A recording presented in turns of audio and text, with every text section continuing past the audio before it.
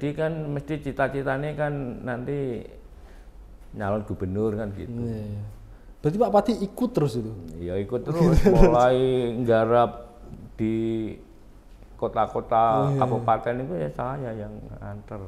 Terus sampai apal. waktunya di rumah kapan Pak Wardi? Ya saya itu kadang-kadang ibaratnya ya saya jam 1 malam, 2 malam pulang. Tapi iya. jam 6 berangkat ya saya harus berangkat.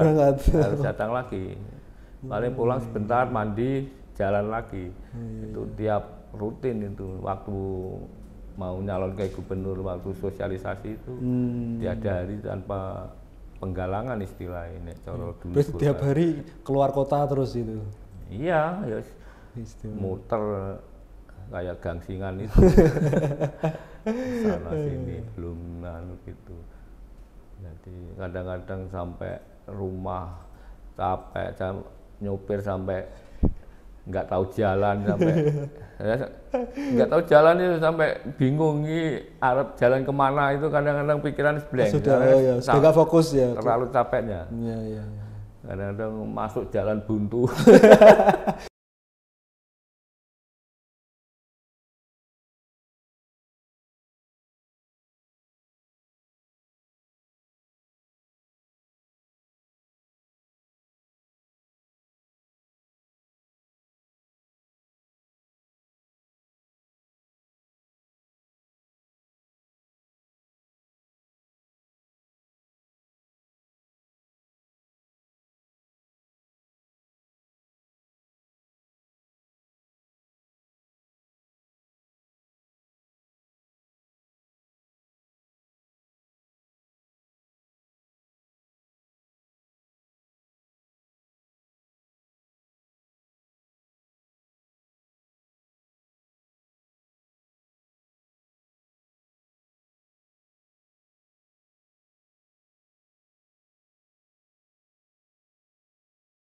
Assalamualaikum warahmatullahi wabarakatuh.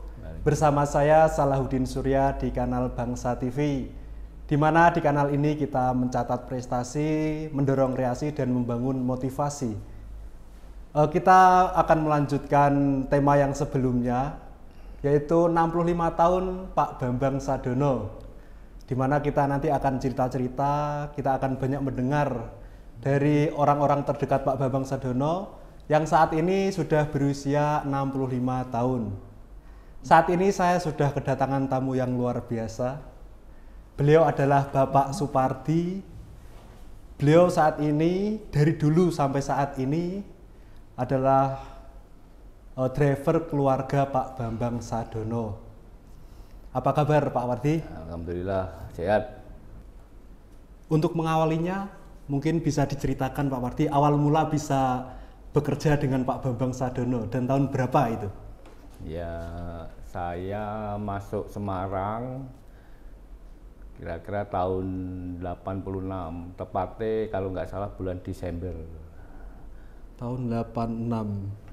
Nah itu ceritanya gimana itu Pak? Ya, ceritanya dulu waktu saya lulus sekolah SMA itu kan nggak kerja, terus teman saya Bambang Sartono itu ngajak ke Semarang gitu. Terus awalnya juga diajak ke Semarang, terus di rumahnya Pak Bambang yang di Anilo itu kan punya agen koran itu namanya Lintang Agensi itu. Gitu.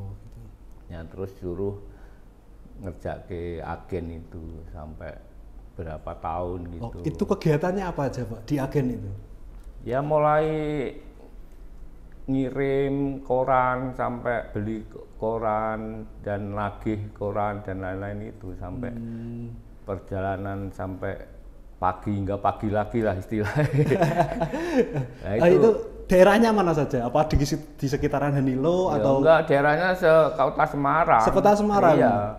Mulai Menarik. dari sebelah timur sana Genuk Suara Merdeka itu Kaligawe, terus naik ke IAIN itu yang Musuluddin yang atas itu sampai ke kantor-kantor Undip dulu kan di peleburan itu, ya. Itu tiap hari gitu, itu rutin tiap itu yang harian. Wah, itu kan jauh-jauh. Dulu 86 itu sudah ada sepeda motor atau ada pakainya? Dulu masih sepeda ontel itu. Ya tiap jam 3, jam 2 malam itu sudah nyegat koran di atas itu, di pom bensin Krapyak itu, ngambil yang jatah dari luar kota. Nanti udah ngambil terus dibagi ke loper-loper itu. Nanti jam 4 itu sudah jalan. Itu apakah ada itu Pak, pembagian wilayahnya? Misalkan Pak Pardi di sekitaran Semarang Barat atau Semarang Timur gitu nanti ada? Nanti loper-loper itu kan dikasih tugas, kamu yang sebelah timur, ini dikasih alamatnya, nanti sebelah barat, ya itu nanti terus setelah ngantar harian pagi terus pulang, terus ngantar majalah. Lah paling jauh rutenya itu di mana Pak Pardi? Ya jauh ya, sampai situ yang Kaligawe itu Genuk itu. Sepeda ontel. Itu Kompas loh, itu siang hari loh, enggak. Kalau Suara Merdeka ya di kota-kota dulu kan belum banyak perumahan, paling sekitar Ngalian, terus ke daerah-daerah yang kampung itu.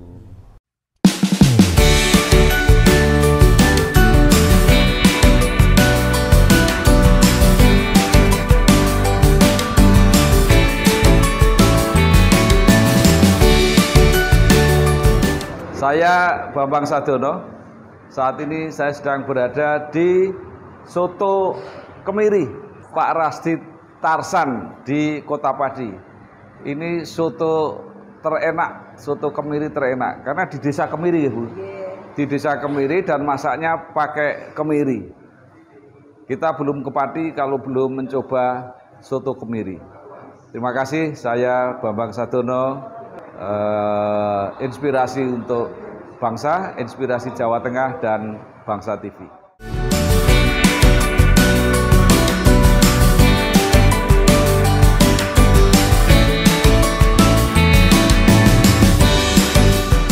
Itu tahun 86 mulai, terus sampai berapa tahun itu Pak? Ikut apa? Loper-loper koran itu. Ya, loper koran kan setelah agennya tidak bikin agen kan terus buat penerbitan itu.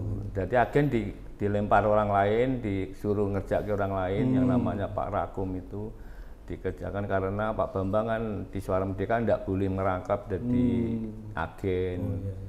Terus dia mendirikan penerbitan. Asal mula penerbitan Citra Alma Mater itu kan penerbitan buku UNPTN zaman dulu. Itu namanya dulu Citra Pemuda. Yang sama Pak Cahyo itu? Iya, sama Pak Cahyo itu. Terus Citra Pemuda kan nggarap buku UMPTN itu, kita kan menjual di sekolah-sekolah, di toko-toko buku di seluruh Jawa. Jakarta, Bandung, sampai Surabaya, Jember itu. Sari iklan juga di kampus-kampus itu. Pak Pardi ikut muter-muter itu? Iya, ya, saya yang jual mulai ke sekolah-sekolah itu. Jadi ya, pokoknya merangkap itu sebelum saya nganu lah, terus buat Citra Alma Mater itu. Citra Alma Mater buku apa siapa itu sama lain-lain itu. Terus katanya itu Pak Pardi pernah sekolah juga, sekolah di perguruan tinggi. Iya, tahun 88 bisa diceritakan itu ya. Saya suruh kuliah di itu STIK, Sekolah Tinggi Ilmu Komunikasi itu dulu di sini di Anjasmoro itu, di Puspawarno itu. Terus sama di Gajah Mada sekarang yang dipakai itu. Sampai lulus itu.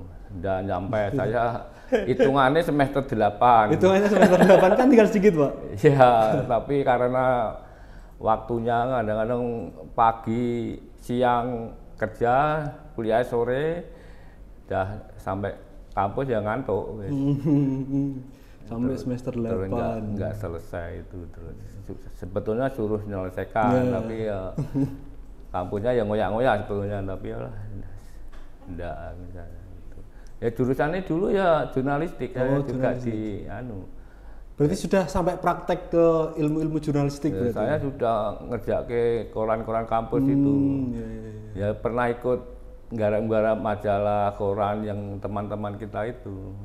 Siap. Ya sampai. Sekarang kan itu Pak Pardi jadi driver keluarga Pak Bambang Sadono.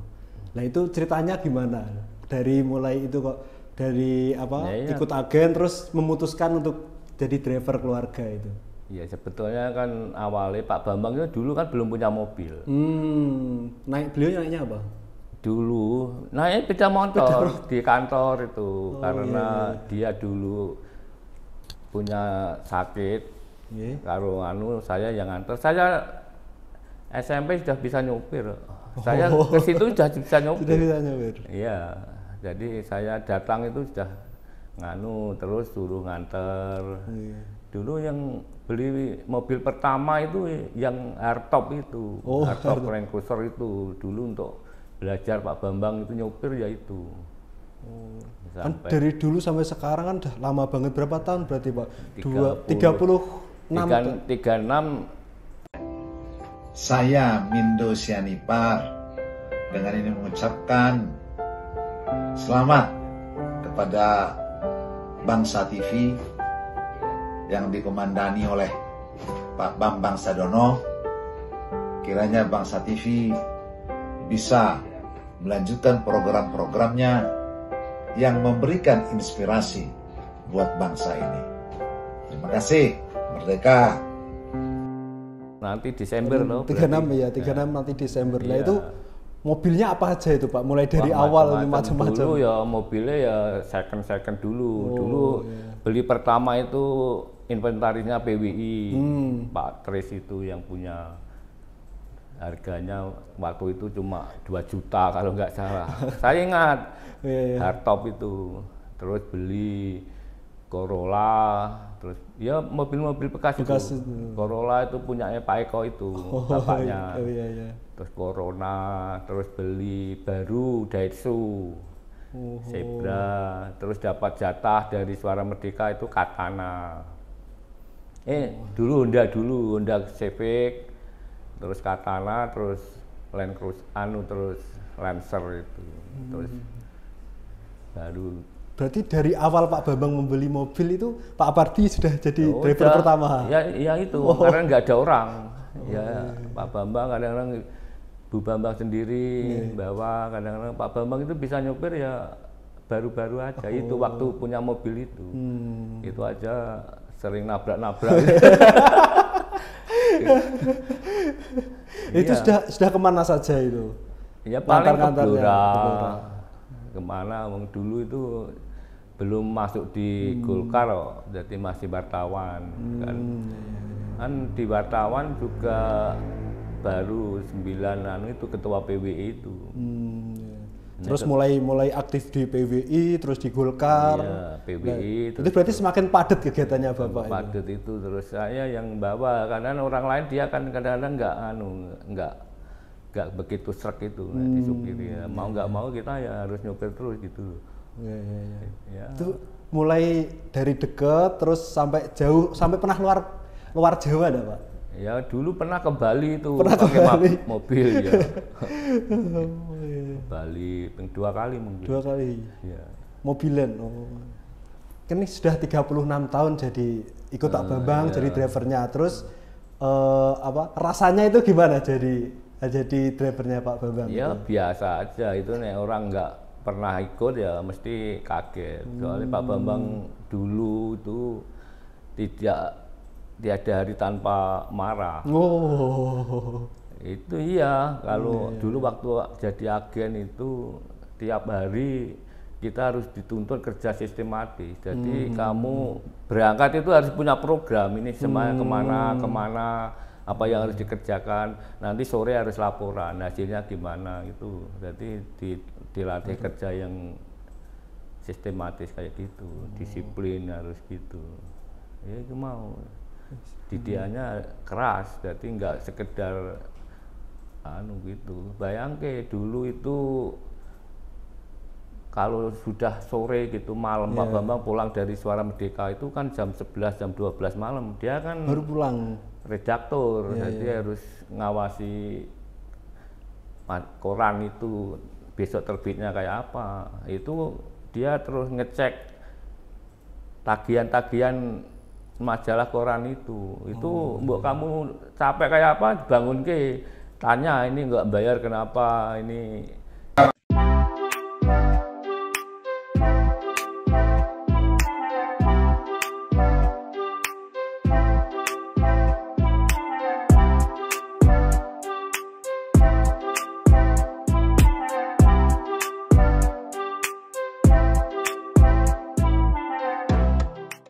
Saya Bambang Sadono, sekarang sedang berada di warung makan Rindu Malam bersama Ibu Resmiati. Ini warung makan lengkap di Blora yang cukup terkenal dan masakannya enak, itu ya Bu ya? Iya, makasih Pak. Silakan kalau sempat ke Blora jangan lupa mampir ke Rindu Malam. Bukanya cuma malam hari.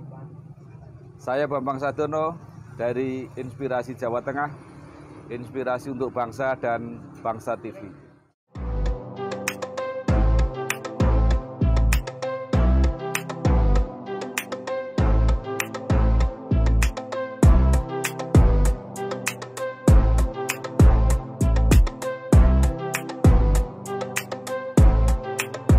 Harus detail gitu. Harus detail, harus rinci. laporan detail. Itu sampai dimarahi. Itu gentian gitu nanti yang bangun itu. Tapi ya biasa aja, nggak ada rasa terus nganu gak ya. Kan dimarahi terus kembali tidur lagi. Kayak orang Iya. sudah terbiasa gitu, jadi nggak ada anu lah ya istilah wis nganu. Ya kadang-kadang ada istilah celtukan, wah aku nek nggak dimarahi sehari udah Ada yang kurang. pegel. Ya, itu sing kayak Moh itu yang dulu yang ikut itu ya bilang, wah saya tiap hari digoblok-gobloknya orang goblok tenan ya rugi. Sampai segitunya. Iya, gitu. sampai dia itu istilahnya kayak fobia gitu. Kalau tahu Pak Bambang itu dia takutnya udah kayak ngerti macan itu langsung ngumpet itu udah. Ini Pak, kalau di mobil kan sering ngantarkan sampai Bali sampai 2 kali, terus muter-muter Jawa Tengah. Nah, itu kebiasaan Pak Bambang kalau di mobil tuh ngapain? Ya kadang-kadang dia kan ya paling kalau nggak tidur ya itu kayak ngetik kayak itu komunikasi lah, dia kan selalu aktivitas itu mbak nulis mbak apa gitu, jadi nggak di mobil nggak sekedar apa? Ya dia tetap kerja gitu. Dia mau kemana gitu, jadi dia itu kalau di mobil kan nggak tahu alamat yang penting pokoknya aku kesini nyampe gitu, jadi nggak memperhatikan udah nyampe mana kan. Berarti Pak Parti kan sudah membawa mobilnya Pak Bambang itu tahun berapa itu Pak berarti? Ya sekitar hampir 90-an lah ya, mungkin dia mulai 90-an lah dia punya mobil pertama itu yang bawa saya. Semua mobil yang termasuk yang baru profit itu ya yang pertama mesti yang bawa saya. Itu membawa Pak Bambang atau sama keluarga juga, termasuk keluarga juga? Ya kita itu kan sifatnya kekeluargaan ya, tidak spesialis nyupir itu enggak. Kan kerja dituntut semua harus bisa. Kerja apa saja, ya kamu ya kudu kerja iso ngene, iso ngono, jadi iso enggak kowe satu bidang itu enggak. Makanya mungkin ada pengalaman lucu Pak ketika itu membawa putra-putrinya Pak Bambang gitu. Ya biasa. Waktu kecil itu. Ya nek lucu sih ya enggak, paling di jalan ya paling ya masalahnya motor mogok gitu, mobil. Nanti gimana gitu enggak karena orangnya serius, jadi kadang-kadang lucu itu barang mahal gitu. Ya Pak Bambang itu orangnya nggak bisa guyon, jadi serius. Jadi kalau kerja ya kerja, urusan gawean, urusan santai, nggak ada bedanya. Padahal kamu adik pun urusan kerja ya dimarahi betul. Profesional berarti. Iya, jadi nggak ada istilah. Tapi nanti ya setelah itu ya biasa kita keluar makan bareng gitu, nggak istilah yang tadi udah hilang. Pak Bambang itu kalau marah besar, kalau udah tidur nanti bangun udah hilang, udah biasa, udah nggak ada masalah gitu. Udah seperti semula, kembali seperti semula. Dia nggak terus dibawa-bawa lagi itu enggak. Gitu ya. Kadang-kadang gitu, kadang orang nggak menyadari. Ya kadang-kadang tahu marah aja orang yang mau ikut kerja udah lari, udah lari ya, takut. Tapi Nah, itu saya satu-satunya orang yang bertahan sampai sekarang itu. Selama Dulu puluhan orang itu yang ikut, iya. yang nggak tahan itu. Termasuk Bambang Sartono itu adiknya itu dulu ya satu rumah. Dia perginya aja nggak ngomong, langsung ngilang gitu aja. Selamat dan sukses buat Bapak Bambang Sartono dan Mas Bambang JR Sartono yang telah berkarya untuk bangsa selama 2 tahun di kanal Inspirasi Jawa Tengah, Inspirasi untuk Bangsa dan Bangsa TV. Semoga karya-karyanya bermanfaat bagi bangsa Indonesia dan selalu berjaya. Sampai sekarang apa masih menjalin hubungan dengan itu, Pak? Dengan teman-teman Pak Pardi waktu awal-awal ikut Pak Bambang? Ya kadang-kadang masih yang dulu masih kayak Mukseren, kayak Yadi itu sekarang di Purwokerto itu banyak sebetulnya. Tapi kan kadang-kadang kita lupa. Ada yang udah jadi pegawai, ada yang ya masih. Katanya Pak PGS juga pernah, almarhum Pak PGS juga pernah ikut Pak Bambang dulu itu. pernah. Mungkin Pak bisa Pri, diceritakan. banyak yang udah pernah itu. Pak Pri itu dulu kan ya orang sastra ya, orang dulu ya langganan majalah, koran dulu itu. Tapi yang bantu-bantu dalam arti mungkin administrasi ya, tapi gitu. enggak ngirim koran tuh enggak. Oh iya. Lah teman seperjuangan Pak Pardi waktu itu siapa? Banyak sebetulnya, yang masih ada itu, yang masih komunikasi itu ya Moh itu sama Yadi itu sekarang di Purwokerto itu, terus itu yang lama, yang awal-awal itu. Yang lainnya udah saya nggak tahu keberadaan. Saking lamanya ya, orang sudah cari makan sendiri-sendiri. Setelah itu Pak, setelah selama 36 tahun ini ikut Pak Bambang ini, ada momen-momen yang paling diingat tidak? Ya, maaf diingatnya apa ya, itu hanya kadang-kadang ya itu. Yang mungkin momen-momen lucu atau momen-momen yang sangat tidak bisa terlupakan gitu. Ya didikannya lah, dia memang harus mendidik orang itu kerja yang cerdas. Kerja itu tidak cukup keras, itu aja. Jadi kita mengingat itu. Cerdas sih dalam arti ya, nek keras itu ya tukang becak itu ya keras, tapi kan hasilnya kan nggak ningkat-ningkat. Tiap hari genjot itu kan hasilnya kan segitu-segitu. Tapi nek cerdas kan sekarang udah pakai mesin gitu. Nah, kayak kita cerdas itu kan gitu. Jadi piye caranya memanage hasil yang orientasinya kan hasil, bukan pekerjaan. Kamu kerja seharian tapi nggak ada hasilnya percuma.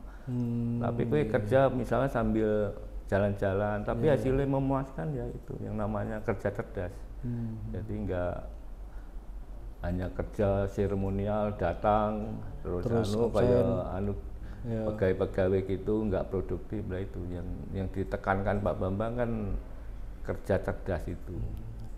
Cerdas ya keras tapi harus cerdas. Jadi enggak itulah, kadang-kadang Pak Bambang itu kan mendidik, bukan memberi pekerjaan. Kamu boleh bekerja asal lebih baik dari yang kamu kerjakan sekarang gitu loh. Misalnya kamu ini sekarang di sini, besok mungkin ditawari yang lebih baik dari sini, ya silakan. Kita enggak terus kamu harus di sini, itu enggak. Gitu.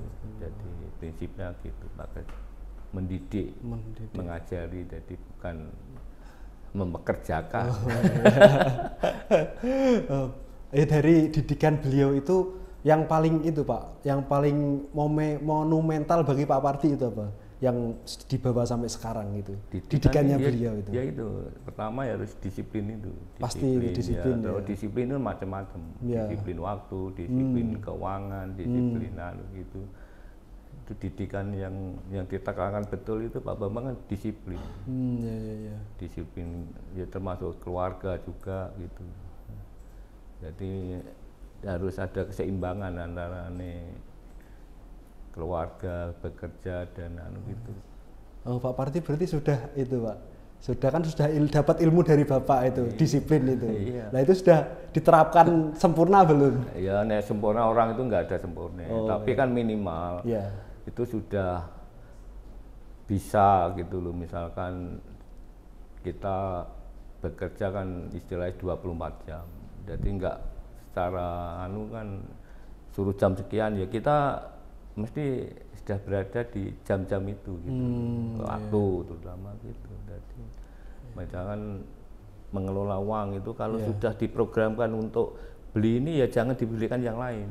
Manajemen keuangan itu disiplin keuangan. Nanti yang lain ada program lain kan gitu. Misalnya saya disuruh beli apa gitu loh, tapi kok nggak ada, tapi kok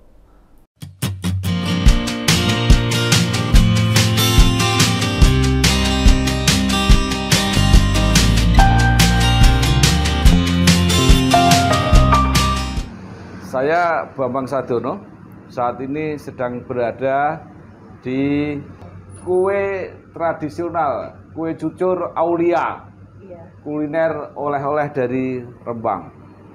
Ini semula adalah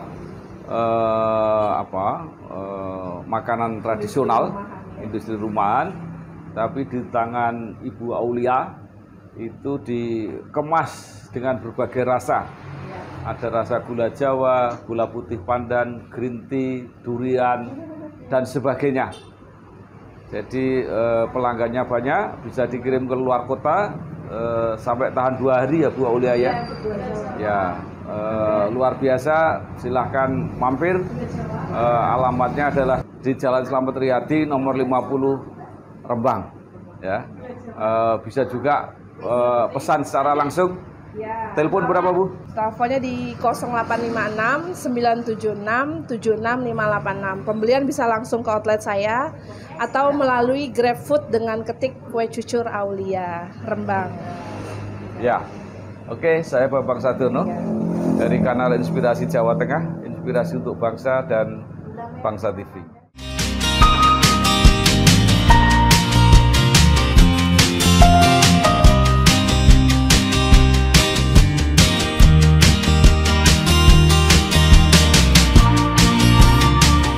Ya barangnya nggak ada, yang dibeli yang mau dibeli nggak ada. Ya, itu harus laporan dulu. Oh, laporan dulu. Jadi nggak boleh dibelikan yang lain. Misalkan bayar apa, misalkan bayar listrik, kok ternyata udah dibayar, apa belum dibayar, ya jangan dibayarkan yang lain. Oh, gitu ya. Ya engko soal bayar liane itu lain. Oh iya. Disiplin waktu, tadi disiplin keuangan. Iya, semua disiplin. Termasuk manajemen keuangan, ya ke rumah tangga, ya waktu gitu. Itu kan pokok dasar orang bekerja itu kan disiplin, itu tanggung jawab gitu. Ya orang nuruti gitu ya nggak ada selesainya. Ya memang bisa nama komedi gitu. Bersyukur intinya, bersyukur. Disyukuri semua itu disyukuri. Dari sekian lama itu Pak Parti ikut Pak Bambang, kebiasaan Pak Bambang yang Pak Parti tidak suka itu ada enggak?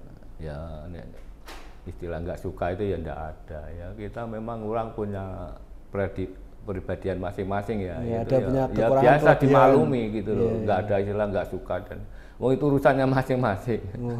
Enggak ada. Aku nggak suka itu kan ya enggak boleh. Ya paling udah kebiasaan gitu ya dimaklumi. Enggak ada sudut jelek itu enggak ada. Ya kita positif terus gitu. Itu udah lah. Istilah wong Jawa itu ya menghormati. Ya, memang. Terus ini Pak Parti kan sudah bekerja mulai sebelum menikah gitu.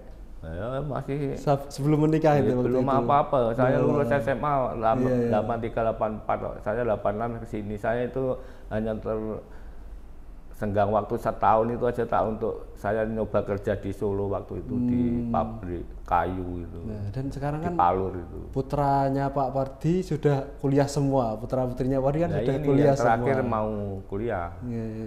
Itu udah 3 itu. Nah, ini apa yang membuat Pak Parti bisa bertahan sampai sekarang ini? Ya itu tadi, kita bersyukur, kita nuruti apa gitu. Kita bekerja tujuannya apa kan gitu. Kan ya kita kan ya yang penting cocok itu aja. Yang mau dianu kita itu enggak terus pengen itu, yang penting kita berumah tangga, jalan, kebutuhannya apa, bisa anu gitu, udah cukup. Enggak mulu-mulu lah istilahnya memaksakan kehendak saya harus gini enggak. Saya bekerja toh dikerja di mana saja itu kita sebagai pekerja ya sama aja. Di mana aja kamu misalkan kerja di A, di B itu posisi kita masih pekerja itu ya udah ditentukan sana gitu loh. Kita enggak kecuali mau memang bisnis dan lain-lain itu sudah lain. Tapi kita yang namanya kerja di mana saja itu sama. Cuma bedanya mungkin pernah mencoba bekerja di tempat lain? Ya enggak pernah. Saya aja disuruh pegawai negeri enggak mau. Enggak mau saya. Saya senang di lapangan. Saya kerja di kantor ini kadang-kadang malah betah. Enggak betah? Iya, di pabrik itu enggak betah. Ya, pokoknya cari pengalaman di luar-luar gitu. Ya, kenal sana, kenal sini. Ya, itu kan. Apa Pak Wardi punya itu Pak? Punya bisnis lain?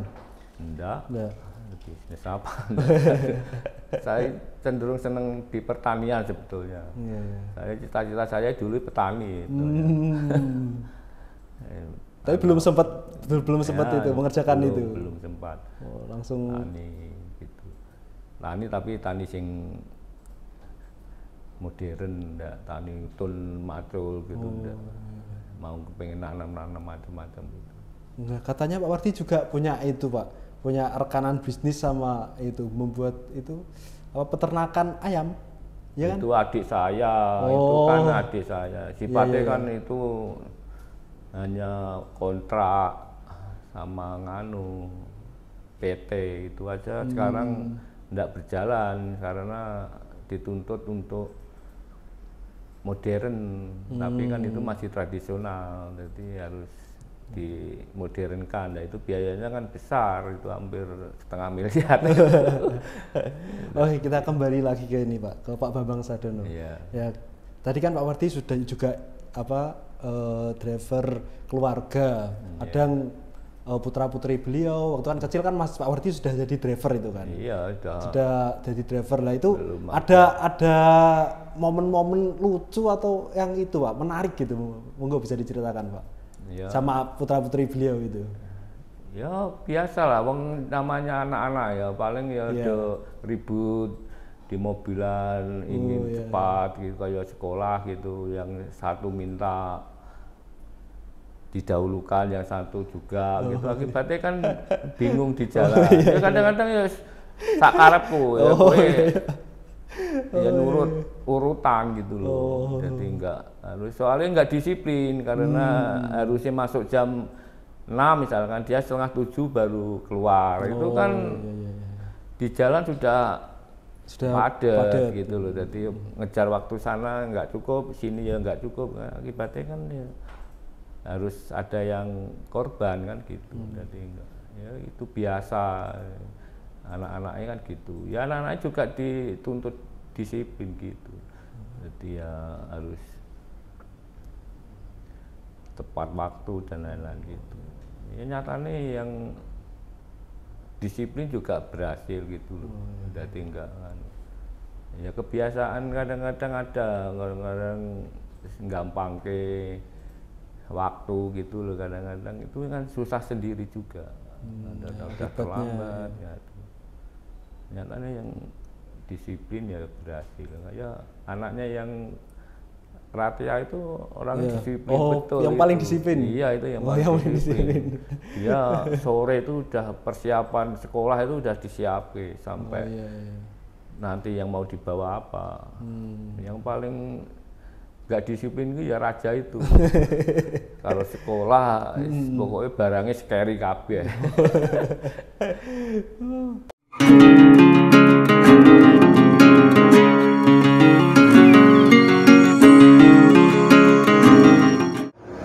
Saya Bambang Sadono, sekarang sedang bersama dengan Haji Iksan Haryanto yang mendirikan dan mengembangkan kopi cangkir lelet di Rembang.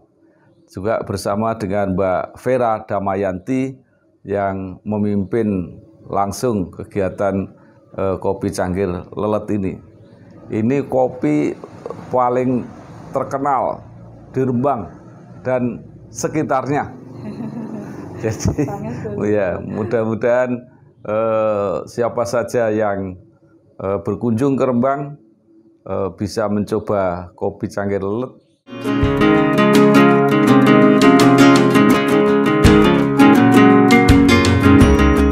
Kalau ketinggalan itu Pak Parti yang ngambil.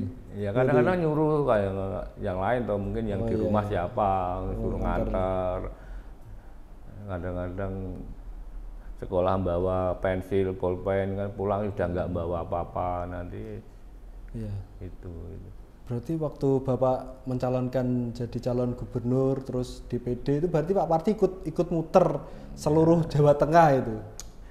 Ya sebelum itu saya sudah muter. Pak Bambang masuk Golkar itu kan nggak langsung jadi pimpinan, kan jadi pengurus di biro dulu. Dulu biro Panbit Masmed, dulu di biro penerbitan itu media massa itu. Dulu ditugasi membina daerah Purbalingga sana. Pertama Purbalingga, terus ditarik ke daerah Pemalang.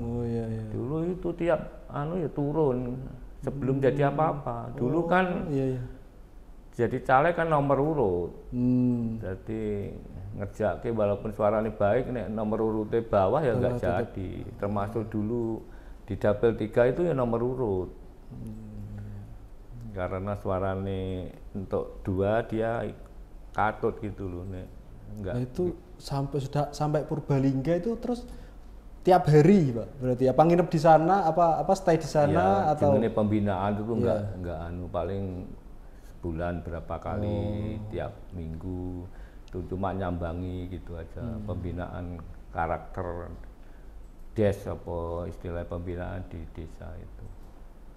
Terus karir Bapak di Golkar itu kan meningkat terus. Nah itu selama peningkatan karirnya Pak Bambang itu mungkin kegiatannya semakin bertambah atau gimana? Ya semakin enggak pernah di rumah lah.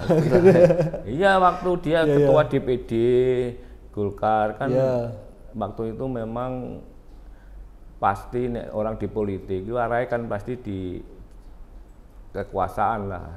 Dia kan terus sebelum jadi ketua Golkar kan dia sudah mulai lobby ketua-ketua Golkar se-Jawa Tengah untuk mau mencalonkan, istilahnya klonuwun, istilahnya mau mencalonkan. Waktu itu dia malah PAW loh, PAW di DPR. Terus calon kan sudah jadi. Nah, jadi kan mesti cita-citanya kan nanti nyalon gubernur kan gitu. Berarti Pak Pati ikut terus itu? Iya ikut terus, mulai nggarap di kota-kota kabupaten itu ya saya yang antar. Terus sampai apal. Waktunya di rumah kapan Pak Wardi? Ya saya itu kadang-kadang ibaratnya ya saya jam 1 malam 2 malam pulang. Tapi jam 6 berangkat ya saya harus berangkat. Harus datang lagi. Paling pulang sebentar mandi jalan lagi. Itu tiap rutin itu waktu mau nyalon kayak gubernur, waktu sosialisasi itu tiada hari tanpa penggalangan istilah ini. Terus tiap hari keluar kota terus itu? Iya, ya muter kayak gangsingan itu sana sini belum gitu. Jadi kadang-kadang sampai rumah capek, nyopir sampai nggak tahu jalan itu sampai bingung nih arep jalan kemana, itu kadang-kadang pikiran blank. Sudah fokus ya. Terlalu capeknya. Iya. Kadang-kadang masuk jalan buntu. Oh iya, waktu itu belum ada Google Map kan? Nggak ada. Google Map, HP aja masih jadul itu. Lah terus solusinya kalau tersesat itu gimana? Ya paling takon balik. Karena nggak tahu kan. Malam kan. Oh iya. Lah misalkan tersesat nggak tersesat misalkan jalannya nggak ada orang, terus tanya siapa itu? Ya paling Mungkin ada ya kenangan-kenangan mesti itu, balik. Pak? Ya itu kadang-kadang kenangannya kan di situ kadang-kadang. Iya. Ya.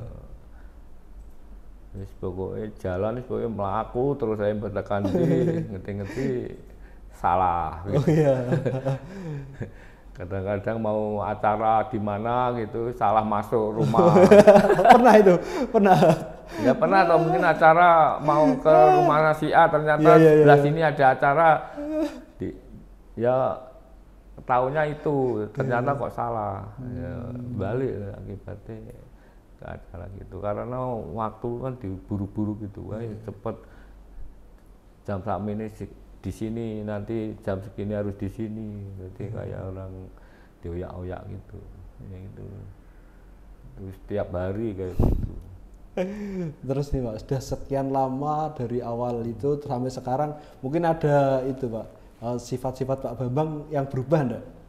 Apa tetap ya, sama ya seperti berubah dulu? sih ada sekarang kan sudah sebagai wis umurnya sudah 65 mungkin udah emosi-emosi itu sudah dikurangi jadi istilahnya mengurangi energi-energi sih nggak penting gitu ya udah istilahnya cara uang itu wis lerem kalau gitu ya, dulu kan inginnya kan harus ini segera selesai dan memacu semua seperti dia gitu kan enggak kayak gitu orang kan punya kemampuan masing-masing walaupun disuruh ini kalau nggak mampu ya mesti pedot jalan istilahnya kan gitu.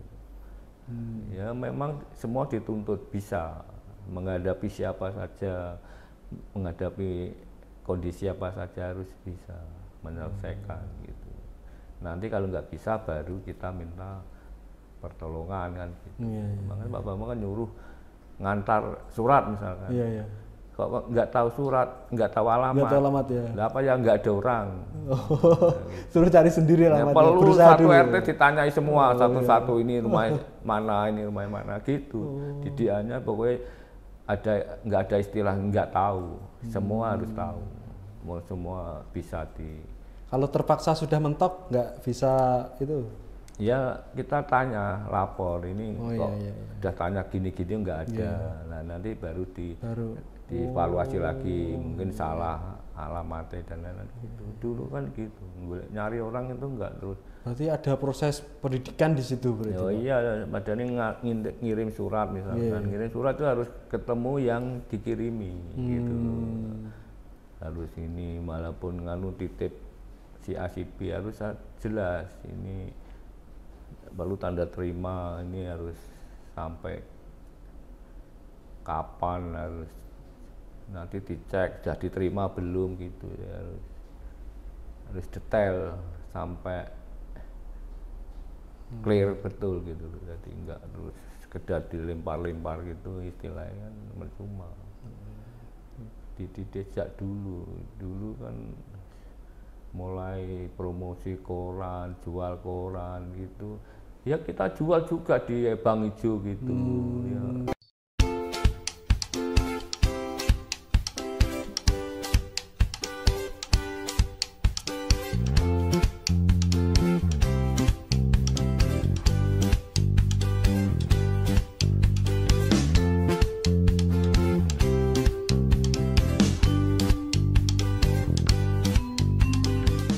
Saya Bambang Sadono merekomendasikan sate rumah makan Sambung Roso, sate kambing muda, ada gulai, tongseng, tengkleng.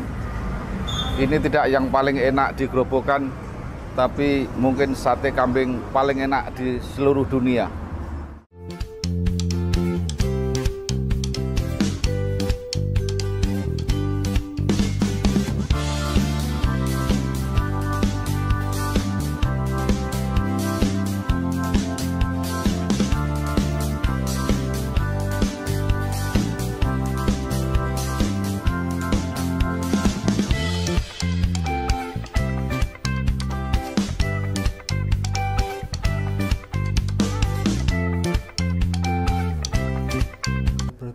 mulainya dari ya Pak, dari promosi ke rumah, dari bawah lah.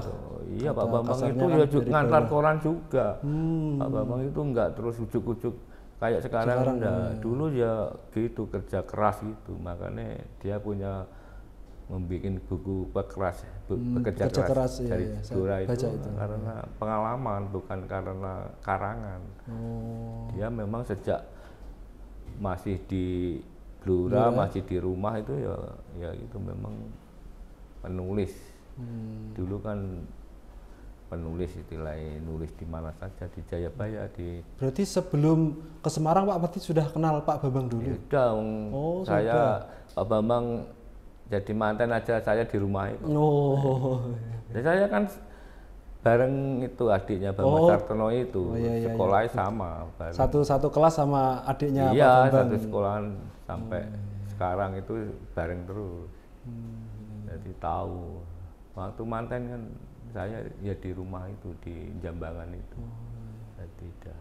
Ini Pak, setelah sekian lama sekitar 36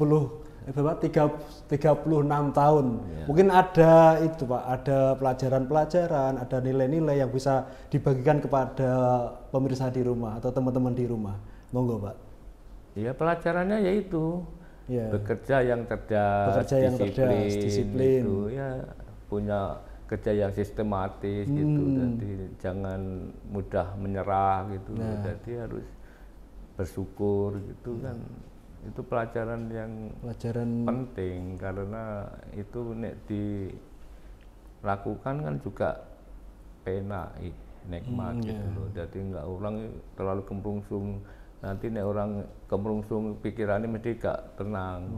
Nggak bisa fokus dan akeh istilahnya kelewatan ya cara gitu. Serampangan gitu kerjanya. Makanya mau berangkat dari rumah itu sudah punya program. Ini saya harus ini, nanti hasilnya gini. Dan itu pelajaran-pelajaran sing ya sederhana tapi juga nek dilakoni juga bisa gitu. Oke, sekarang kan Pak Bambang Sartono sudah berusia 65 tahun dan masih tetap berkarya, masih aktif di sekarang merambah ke dunia digital. Misalnya beliau kan membuat YouTube, terus tetap membuat buku. Mungkin ada saran dan harapan, monggo Pak Wardi. Ya, sarannya ya memang namanya orang yang masih punya harapan kan ya harus mencari celah, mencari kesempatan untuk masih tetap berkarya, karena dia tuh nggak senang ada orang yang hanya duduk tanpa gitu. Dia berpikir supaya gimana ya itu menjalankan istilahnya menggerakkan badan itu, jangan berpangku tangan, hanya pasrah. Hari ini lebih baik dari hari kemarin gitu berarti. Iya, dia kan harus gitu, jadi berpikir terus, jangan sampai ngelokro istilahnya ono wong pernah bekerja terus nggak bekerja terus akibatnya down gitu kan, karena ya itu mau nggak punya program gitu, padahal punya kemampuan kan gitu. Dia kan bisa mengambil kesempatan, misalkan musim ini waktu digital ya dia belajar gitu loh, walaupun nggak bisa kan belajar, semua bisa dipelajari kan gitu. Jadi kan nggak terus wah aku raiso meneng wae, akibatnya ya kita dilewati kan gitu. Ternyata juga bisa. Usumi YouTube karena keterpaksaan toh, karena udah nggak ada kegiatan, dia pensiun dari dunia politik kan, udah selesai pandemi nggak bisa kemana-mana kan, tetap masih yang harus dikerjakan. Ternyata kok ada YouTube, dicoba. Ya mungkin pertama kendala, mungkin nggak menghasilkan, lama-lama kan kok begini dicoba. Ya, mungkin ada saran Pak untuk perbaikan ke depan mungkin. Ya sarannya ya kita harus tetap bekerja terus, berpikir terus, semangat gitu loh. Sarannya ya gimana kalau nggak gitu. Namanya masih punya tenaga ya dimanfaati gitu. Sampai Ya, di samping karena menjaga kesehatan juga ini tadi istilahnya menggerakkan badan itu mau bekerja, berpikir. Siap. Terima kasih Pak Parti. Mungkin masih ada yang perlu disampaikan kepada Pak Bambang atau kepada pemirsa di rumah, monggo. Ya enggak. Ya sementara itu lah enggak. Itu aja cukup lah. Oke, terima kasih Pak Parti. Cerita yang lain-lain ya enggak ada selesainya. Kita dari hari per hari itu punya cerita masing-masing gitu. Masing-masing. Nek konteke cuma perjalanan sekilas itu ya kayak gitu. Terima kasih Pak Parti. Selesai sudah wawancara kita kali ini. Semoga teman-teman di rumah bisa mengambil pelajaran dari apa yang sudah diceritakan dan dialami oleh Pak Parti. Sekali lagi terima kasih Pak Parti. Ya, alhamdulillah. Alhamdulillah. Saya mohon maaf apabila ada kata-kata yang kurang berkenan. Masih tetap di Bangsa TV. Wassalamualaikum warahmatullahi wabarakatuh.